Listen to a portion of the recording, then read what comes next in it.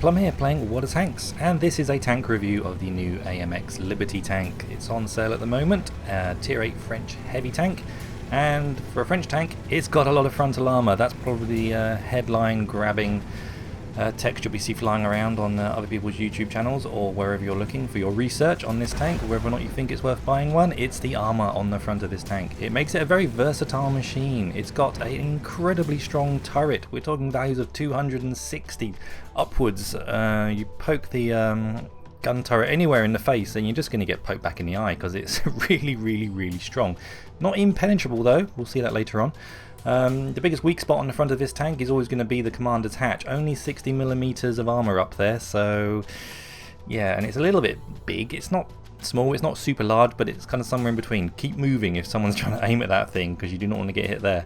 The upper plate is a very healthy 190mm and it's really well angled, as is the lower plate. So you're going to need at least probably 220 plus of penetration to be able to penetrate the frontal plate square on. So that's the kind of headline grabbing things you want to be looking at on the AMX Liberty. The gun's pretty decent, we'll come to that later. If you can get around this tank, it's a piece of cake to penetrate it. We're only talking about 55mm of armour on the sides, and the turret's a little bit stronger. The back of it's 60mm. The centre of the turret's 125mm, a bit stronger still. But really, you've got to keep everything in front of you in this tank. So let's take a look at some real tanks trying to shoot this tank on a training ground. So I took this machine out because I obviously bought it, and I had Crimson and Manga. They were opposite me in a T-34 and a Centurion 1. Now T-34's got the highest penetration of any tier 8 heavy in the game. It's 248 pen, which should be enough to go through the front of my upper plate, and it does quite reliably. So you're in trouble if you're facing off against a T-34. Try and keep this thing hull down and your turret will do the job. The Centurion 1, surprisingly, from the kind of mid-ranges we were shooting, was going through the lower plate, which surprised us actually. We didn't think it would have the penetration to get through, but it does quite reliably, so that's a little worrying. You need to angle this tank quite effectively if you're shooting at the front of your tank, but then you're showing your flat little cheeks, which are not that heavily armoured compared to the rest of the front of the tank. It drops to 150mm, so they can hit that square on and you're angled fully. Yeah, you're only getting values of the high 100s and it's not good. So actually, just turning the tank just a little tiny bit would be the sort of optimum position for angling incoming fire. T-49, we fired some of its amazing HE shells, and when it hits the commander's hatch, boom, you're in big trouble. Your commander's going to die and it's going to be a lot of damage. Try and keep that hatch moving around if there's someone trying to shoot it. It really is a bit of a weak spot. ISU 152, big tank destroyer, tier 8, does the most damage you'll find at tier 8 in a tank destroyer, and at point blank range it did actually pen the first shot, which we were surprised at considering its penetration and the thickness of the turret. Second shot, third shot, they all bounced actually, which is reassuring to see. So, and that's point blank, so they do get a fall off in penetration over distance, so hopefully they're sniping you from distance. They're never going to go through the front of that turret. They'll probably go through the front of your lower hull, but yeah, you've just got to play smart and try and keep that thing covered up. Really the joy from this machine comes when there's tanks that you know cannot penetrate your body, like the IS-6 for example. That's going to sit there all day trying to fire at you and not have any joy whatsoever. I found they were firing HE at me in the end because they just couldn't penetrate me with arm piercing. So expect to get a lot of HE shot your way, but it seems to soak it up quite well when it's all being fired at the front of the tank. Grill 15, top tier tank destroyer.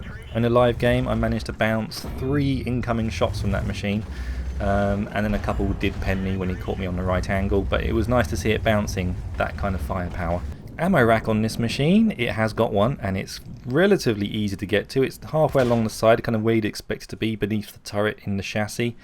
That's where it is, and it hurts like hell when you get hit there, I can tell you. Even a low tier 3 can ammo rack me with only 55mm of side armour. Turret traverse on its own is not very quick. It's going to struggle to keep up with any moderately fast moving medium or light tank. In fact, it's going to fail completely.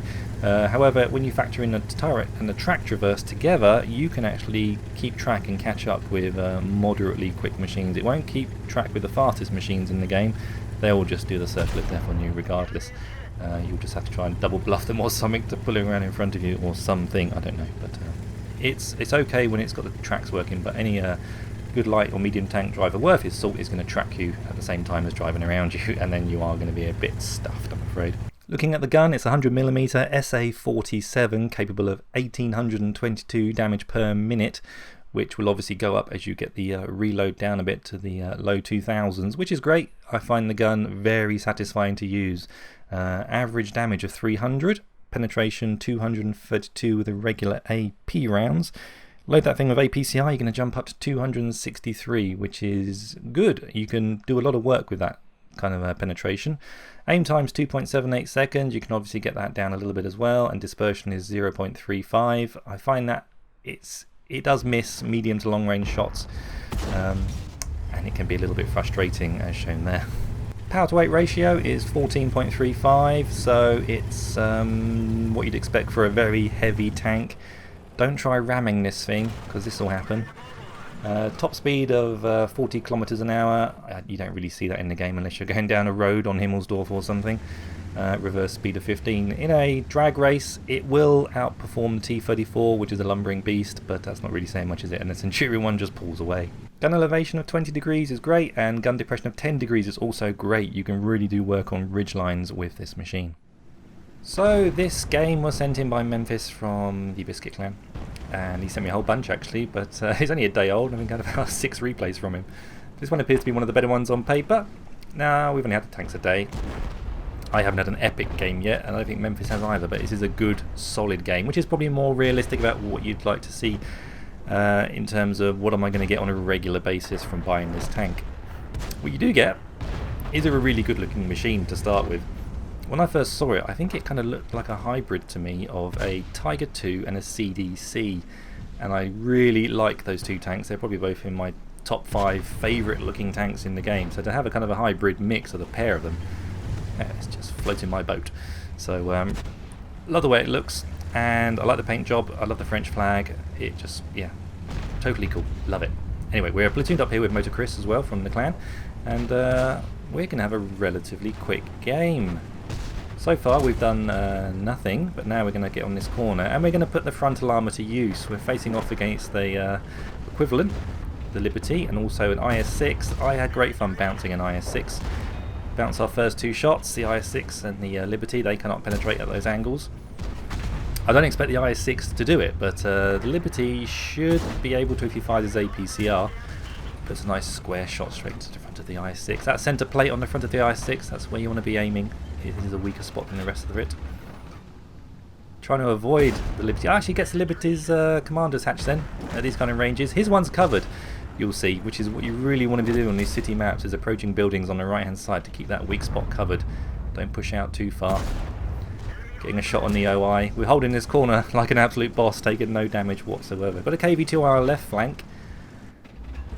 Typical heavy tank play really, isn't it? We're going for the commander's hatch again, nail another shot. That guy's having a bad day in his Liberty tank. He needs to fall back to an equivalent position and get that hatch covered up, and he could be doing exactly what Memphis is doing here. KV-3, get a nice penetrating shot on that guy. As you can see, it'd be nice if the damage rolls were slightly higher on this machine. Sadly they're not, they are only 300. I'll say only 300. It's not a bad figure, but it would just be nice if it was a bit higher. Going for that commander's hatch again. He knows he can't penetrate the front of his turret, but we can penetrate his command. That snipes a beautiful shot. Takes out 2 tanks back to back. The enemy team is in a spot of bother. So the OI is going to have trouble. He's going to only be able to hit us probably with high explosive, which is probably what he just did. As you can see, we managed to absorb the high explosive, took the damage, but actually did no module damage or crew damage, which is great. Trying to hit that IS-6 as he drives by. There's a nice flat bit of armour. Go for the turret. Smacks one into the OI, takes him out. The gun is behaving itself, but these are relatively short ranges we're shooting at. We might take some damage here in the side, certainly from a T-34. That is a tank you want to worry about. It'll go through your lower plate, but at that angle he should be aiming at the cheek of the tank. Our IS-3 buddy moves up, Motor Chris, and we take a bounce from a Hellcat. Goes for the chassis. Can we get the kill shot? We do. Take out the T-34. As you can see, the speed of this machine is... It's not an IS-3 and it's not an FCM50T either, but it's good enough, I've found. I haven't found myself absolutely despairing at the lack of speed in this machine.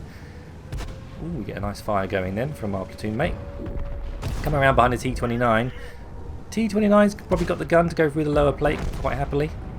It's odd, the lower plate on paper looks like it's quite hard to penetrate, but in reality it seems that it's not that difficult, as we saw with the Centurion 1 on the test field. Coming around on the Black Prince, the Black Prince is gonna, unless he shoots us right in our sides, which he does do, see the sides are easy to penetrate on this tank. You've really got to think about your positioning. Coming around corners and so forth, get them to fire first, and then get round the corner when you can actually then turn the tank square onto an enemy. It's all about the front in this tank. Keep tanks in front of you and you are going to be really quite pleased with how it performs for you. Get flanked and you'll get absolutely murdered. Particularly if they find that little nasty little ammo rack, which seems easy to remember to me, where it is bang in the middle of the chassis underneath the turret. Aim just underneath the, if you're looking at the left side of the turret, the cock.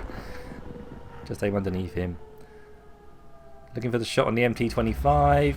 Gonna find it. Oh, it actually misses. There's the gun trolling a little bit. You would think that would have gone to target.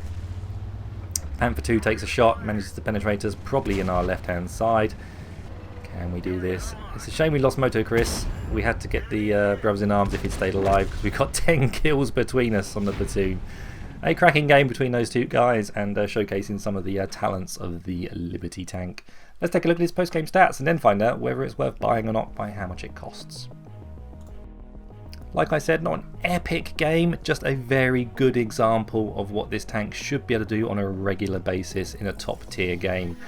It will take shots and it will take a bit of damage, but if you're firing against the tier 7s, they're going to struggle like hell to penetrate the front of your tank. And if you can keep them at arm's length and don't even give them the option of coming around you, you should be able to own them. It really is a really satisfying machine to play. Put that thing in a window and all they can see is a turret, or get hulled down behind some rocks and all they can see is a turret. You feel like you're in a T-34. It really is that good.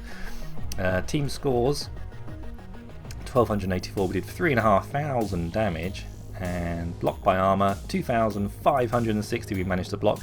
I've had a whole bunch of games where I've done that or more blocking damage.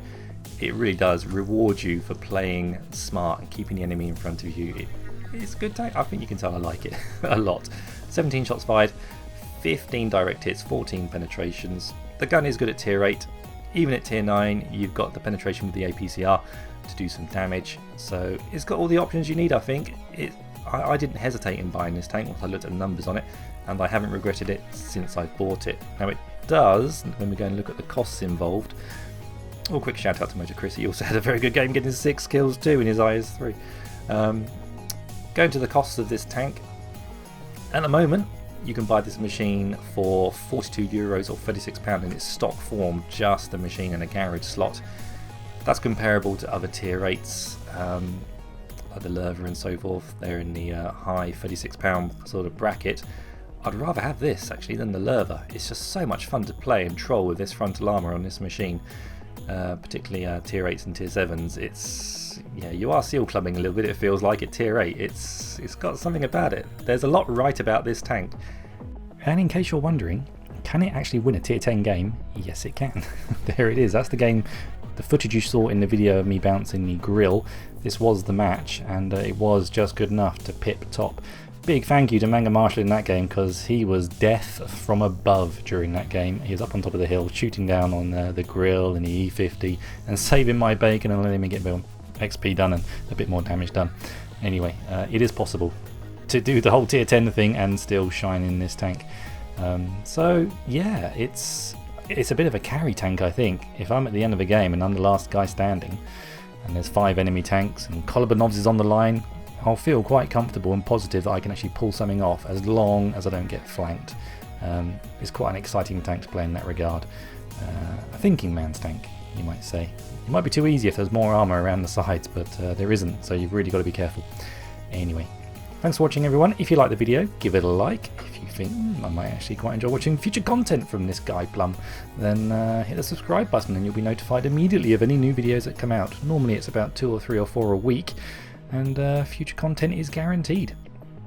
Kaida Pow, keep your heads down, drink plenty of water, in case you're wondering what that meant, and maybe click on that mystery video at the end and see what YouTube throws your way from my channel's history. Anyway, take care, bye bye.